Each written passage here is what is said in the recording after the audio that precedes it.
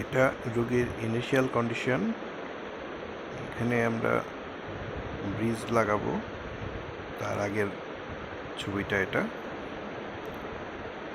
এখন আমরা ব্রিজের মাপ নেওয়ার জন্য দাঁতটাকে ছোট করছি। উপরের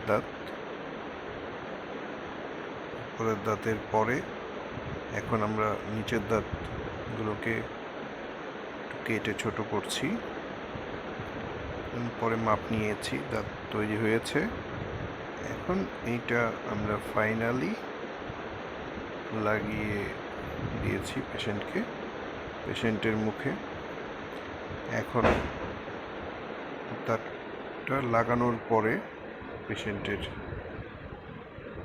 চেহারা অনেকটাই পরিবর্তন হয়ে গেছে, পুরোটাই চেঞ্জ।